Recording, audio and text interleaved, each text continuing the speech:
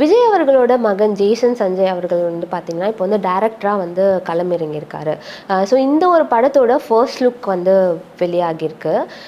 இதில் வந்து பார்த்தீங்கன்னா, தமன் அவர்கள் வந்து இசையமைக்கிறாரு. இரு மொழிகள் தமிழ் அண்ட் தெலுங்கு இந்த 2 லாங்குவேஜ்லேயுமே வந்து அது உருவாக்கப்படுது அப்படின்னு சொல்கிறாங்க. அண்ட் இந்த படம் வந்து பார்த்தீங்கன்னா, லைக்கா ப்ரொடக்ஷனோட ஒரு பெரிய பிரம்மாண்டமான ஒரு தயாரிப்பில் வந்து உருவாக்கியிருக்கு. அதே மாதிரி இந்த படத்தோட படப்பிடிப்பு 95% வந்து முடிஞ்சிருச்சு.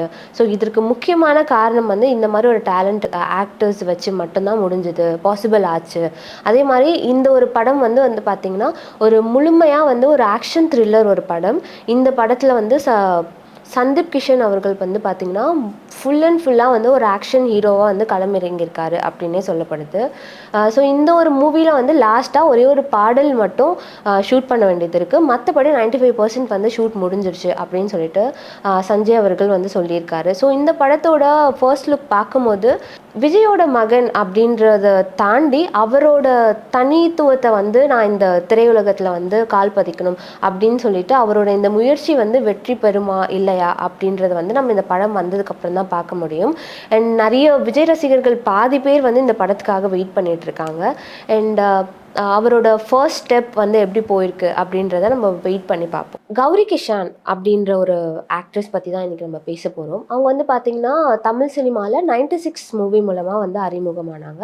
அதுக்கப்புறம் நிறைய மூவியில் நடித்து திரைப்படங்களில் நடித்து ஃபேமஸான ஒரு ஆக்ட்ரஸ் அப்படின்னே சொல்லலாம். இப்போ சமீபத்தில் அதர்ஸ் அப்படின்ற ஒரு படத்தில் இவங்க நடிச்சிருக்காங்க. இந்த படத்தோட ப்ரெஸ் மீட் அப்போது ஒரு விஷயம் நடந்துச்சு. அதில் ஒரு பத்திரிகையாளர், ஒரு யூடியூப் பத்திரிகையாளர் பார்த்திங்கன்னா, இவங்கள வந்து இவங்க ஹீரோ கிட்ட ஹீரோயினோட வெயிட் என்ன அப்படின்ற ஒரு கேள்வியை வந்து எழுப்பினார். இது வந்து ஒரு பெரிய சர்ச்சைக்குரிய ஒரு விஷயமா ஆச்சு அப்படின்னே சொல்லலாம். அந்த இடத்துல வந்து கௌரி அவர்கள் பார்த்தீங்கன்னா, எப்படி நீங்கள் வந்து என்னை பார்த்து இந்த மாதிரி ஒரு கேள்வி கேட்கலாம், ஒரு மேல் ஆக்டர் கிட்ட நீங்கள் வந்து இந்த மாதிரி ஒரு கேள்வியை நீங்கள் வந்து கேட்க முடியுமா, ஏன் வந்து எப்பவுமே வந்து ஒரு ஃபீமேல் ஆக்ட்ரஸ் கிட்ட இந்த மாதிரி ஒரு கேள்விகள் வந்து ஒரு பாடி ஷேமிங்கான ஒரு கேள்விகள் வந்து எழுப்பப்படுது அப்படின்னு சொல்லிட்டு அவங்க வாய்ஸ் ரைஸ் பண்ணாங்க. பட் அந்த இடத்துல பார்த்தீங்கன்னா யாருமே வந்து அவங்களுக்கு ஒரு சப்போர்ட்டிவாக இல்லவே இல்லை. அவங்க தனி ஆளாக வந்து அந்த இடத்துல வந்து பேசிட்டு இருந்தாங்க. எந்த ஒரு பத்திரிகையாளருமே வந்து அவங்கள பேசவே விடலை. பட் அவங்க ரொம்ப காமாக, இது வந்து ஒரு பாடி ஷேமிங்கான கொஸ்டினாக எனக்கு தெரியுது. ஸோ ஏன் வெயிட் தெரிஞ்சு நீங்கள் என்ன பண்ண போகிறீங்க, அதனால் இந்த கேள்விக்கு என்னால் பதில் சொல்ல முடியாது அப்படின்னு சொல்லிட்டு ரொம்ப பொறுமையாக வந்து அவங்க பதில் சொல்லியிருந்தாங்க. ஸோ இந்த வீடியோ ரிலீஸ் ஆனதுக்கப்புறம் பார்த்திங்கன்னா நிறைய பேர் வந்து கௌரி கிஷான் அவர்களுக்கு வந்து ஆதரவு தெரிவிக்கும் விதமாக வந்து நிறைய பேர் கமெண்ட்டும் சரி, வீடியோவும் வந்து அப்லோட் பண்ணியிருந்தாங்க. மலையாளம் மற்றும் தமிழ் திரையுலகத்துலேயும் வந்து நிறைய பேர் வந்து கௌரி அவர்களுக்கு வந்து சப்போர்ட்டிவாக வந்து பேசியிருந்தாங்க. அதே மாதிரி அந்த கார்த்திக் அவர்களுக்கு வந்து ரொம்ப அகெயின்ஸ்டாக இவர் எப்படி இப்படி கேட்கலாம், அட்லீஸ்ட் அவர் சாரி கேட்கணும் அப்படின்னு நிறைய பேர் சொன்னதுக்கு அப்புறம் அவர் வந்து ஒரு வீடியோ வந்து ஒரு ரிலீஸ் பண்ணியிருந்தார். அந்த வீடியோலுமே வந்து பார்த்திங்கன்னா நான் கேட்ட கேள்வி வந்து ரொம்ப ஜாலியாக நான் கேட்டேன், அவங்க வெயிட் என்ன அப்படின்னு ரொம்ப ஜாலியாக கேட்டேன். பட் அவங்க வந்து அந்த கொஸ்டினை மிஸ் அண்டர்ஸ்டுட் பண்ணிக்கிட்டாங்க. ஸோ அந்த விஷயம் வந்து அவங்களுக்கு ஹர்ட் ஆயிருந்தா என்னை மன்னிச்சிடுங்க அப்படின்னு சொல்லிட்டு கேட்டிருந்தாங்க. இந்த வீடியோ ரிலீஸ் ஆனதுக்கப்புறம் நிறைய பேர் வந்து பார்த்தீங்கன்னா அதில் அவர் சாரி கூட, அவர் பண்ண தப்பை அவர் அக்செப்ட் பண்ணி சாரி கேட்கவே இல்லை அப்படின்ற விஷயம் வந்து இன்னும் வந்து விமர்சிக்கப்படுவதாக வந்து பேசப்பட்டுச்சு. இதுக்கப்புறம் கௌரி அவர்கள் பார்த்தீங்கன்னா இதுக்கு திருப்பி ஒரு ரீட்வீட் பண்ணியிருந்தாங்க.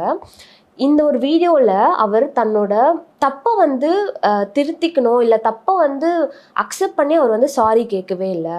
அவரோட கேட்ட கேள்வி வந்து நான் வந்து மிஸ் அண்டர்ஸ்டுட் பண்ணிட்டேன் அப்படின்றதுனால தான் வந்து இது ஹர்ட் ஆயிருந்தால் ஐம் சாரி அப்படின்ற மாதிரி அவர் கேட்டிருந்தாரு. ஸோ ஒரு தப்பை வந்து அக்செப்ட் பண்ணி சாரி கேட்டால் தான் அது சாரியாக அக்செப்ட் பண்ண முடியும், இல்லைன்னா அதில் ஒரு பயனும் இல்லை. அதனால் வந்து இந்த வீடியோவில் ஒரு யூஸ்மே இல்லவே இல்லை அப்படின்னு சொல்லிட்டு அவங்க ரீட்வீட் பண்ணியிருந்தாங்க. ஸோ இந்த விஷயம் பார்த்திங்கன்னா இன்னும் ஒரு பெரிய ஒரு சர்ச்சைக்குரிய டாப்பிக்காக தான் இது வந்து போயிட்டுருக்கு அப்படின்னே சொல்லலாம். ஏன் வந்து ஒரு ஒரு ஒரு பத்திரிகையாளரால் இந்த ஒரு கேள்வி கேட்டது வந்து கண்டிப்பாக வந்து ஒரு ஒரு லேடி, ஒரு ஃபீமேல் ஆக்டர்ஸ் கிட்ட கேட்டது வந்து கண்டிப்பாக இது பாடி ஷேமிங் அப்படின்னு சொல்லிட்டு நிறைய பேர் சொன்னாலும் அதை வந்து அவரால் அக்செப்ட் பண்ணிக்கவே முடியல. ஸோ நிறைய விஷயங்கள் இந்த மாதிரி தமிழ் திரையுலகத்துலேயும் சரி, இல்லை எல்லா திரையுலகத்துலேயும் இந்த ஒரு விஷயம் வந்து நடந்துட்டு தான் இருக்குது. பட் இதுக்கு பாதி பேர் சப்போர்ட் பண்ணிட்டு வந்தாலுமே இவர் உண்மையாக வந்து இதில் அக்செப்ட் பண்ணி சாரி கேட்பாரா, இல்லை திருப்பி ஒரு வீடியோ அப்லோட் பண்ணுவாரா அப்படின்றத பொறுத்திருந்து பார்க்கலாம். இப்போ சமீப சமீபத்தில வந்து பார்த்தீங்கன்னா, அனுபமா பரமேஸ்வரன் அவர்கள் வந்து பார்த்தீங்கன்னா, உங்களுக்கே தெரிஞ்சிருக்கும். அவங்க வந்து மலையாள திரையுலகத்தில ஒரு ஃபேமஸான ஒரு ஆக்ட்ரஸ். இப்போ தமிழ் திரையுலகத்திலயும் வந்து நடிச்சுட்டு வராங்க. இவங்க வந்து சமீபத்தில ஒரு போஸ்ட் ஒண்ணு ஒரு ஸ்டோரி ஒண்ணு போட்டிருந்தாங்க. அதில வந்து பார்த்தீங்கன்னா, அ என்ன பத்தி, என்னோட ஃபேமிலி பத்தியும் ரொம்ப வந்து அ கேவலமா பேசியும், அதே மாரி என்னோட ஃபோட்டோஸ மார்ஃபிங் பண்ணி, அந்த ஃபோட்டோஸ்ல என்னோட ஃப்ரெண்ட்ஸ் அண்ட் என்னோட கோ ஆக்டர்ஸ டேக் பண்ணி, அதில வந்து ரொம்ப ஹர்ட்ஃபுல்லான ஒரு போஸ்ட் வந்து போட்டிருக்காங்க. அண்ட் கன்டினியூஸா இந்த ஒரு அக்கவுண்ட்ல இருந்து பல விஷயங்கள் என்ன பத்தி அவதூறான விஷயங்கள், அதே மாரி என்னோட ஃபோட்டோஸ் நெறைய மார்ஃபிங் பண்ணி வந்திருக்கு, அப்படின்றத நான் வந்து ஐடென்டிஃபை பண்ணேன். இது வந்து ஒரு ஃபேக் அக்கவுண்ட். இந்த அக்கவுண்ட் வந்து அந்த அக்கவுண்ட்குள்ள போய் பார்த்தம்போது, என்ன பத்தின எந்த விஷயங்களா இருந்தாலும், அந்த விஷயத்துல அத வந்து ஒரு நெகட்டிவா வந்து ஸ்ப்ரெட் பண்றாங்க அப்படின்றத நான் வந்து பார்த்தேன். அப்படின்னு சொல்லிட்டு உடனடியா அத நான் பார்த்த உடனே, ஆ கேரளா கிரைம் பிரான்ச்க்கு வந்து நான் வந்து கம்ப்ளைண்ட் குடுத்தேன். அந்த கம்ப்ளைண்ட் குடுத்ததுக்கப்புறம் அவங்க உடனடியா நடவடிக்கை எடுத்தாங்க. இப்போ இந்த ஒரு விஷயத்த பண்ணவங்க யாரு அப்படின்றது தெரிஞ்சிடுச்சு. அது வேற யாரும் இல்ல. தமிழ்நாட்டை சேர்ந்த ஒரு 20 வயது பெண் அப்படின்னு சொன்னாங்க.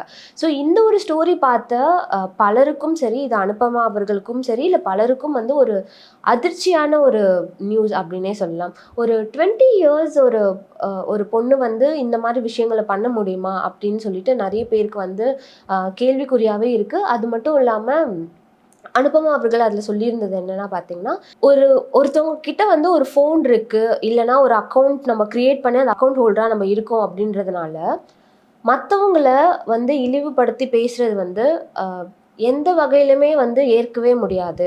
அது ரொம்ப வந்து ஒரு தவறான விஷயம். அதே மாதிரி நம்ம ஆன்லைன்ல பண்ற ஒவ்வொரு விஷயமும் வந்து நோட் ஆயிட்டு இருக்கும்.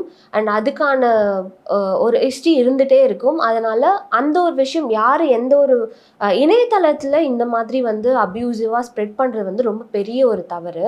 ஆனாலுமே அந்த பொண்ணு சின்ன வயசு அப்படின்றதுனால, அந்த பொண்ணோட ஃப்யூச்சர வந்து கருத்தில கொண்டு நான் வந்து கம்ப்ளைண்ட் எதுவுமே நான் குடுக்கல.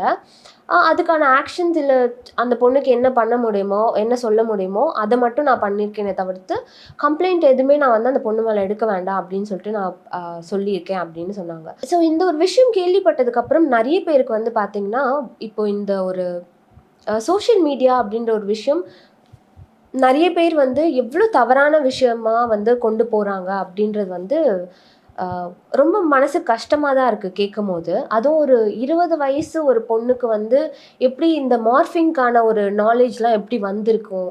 அது ஓகே. அவங்க ஆன்லைன்ல கத்துட்டு இருந்திருந்தாலுமே, எதுக்காக ஒரு பொண்ணே வந்து ஒரு பொண்ண வந்து இந்த மாரி அப்யூஸ் பண்ணி, அவங்களோட வளர்ச்சிய வந்து இப்படி பண்றாங்க அப்படின்னும்போது ரொம்ப கஷ்டமா இருக்கு கேட்கும்போதே.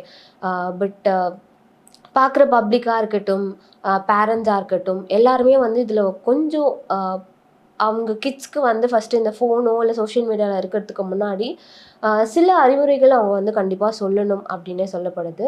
அ இன்னும் நெறைய பேரு ஃபோன் அண்ட் அக்கவுண்ட் என்ன வேணாலும் பண்ணலாம் நம்ம ஃபோன்ல. யாருக்கும் எதுவும் தெரிய போறதில்ல அப்டின்னு சொல்லிட்டு பண்ற ஒரு விஷயம். போலீஸ் கிட்ட போற வரைக்கும் அது ஓகே. பட் ஒன்ஸ் போலீஸ் கிட்ட போச்சுன்னா, கண்டிப்பா வந்து நம்ம ஆன்லைன்ல பண்ற ஒரு விஷயம் வந்து நோட்டட்ல இருக்கும் அப்டின்ற ஒரு விஷயம் மைண்ட்ல வச்சுக்கோங்க.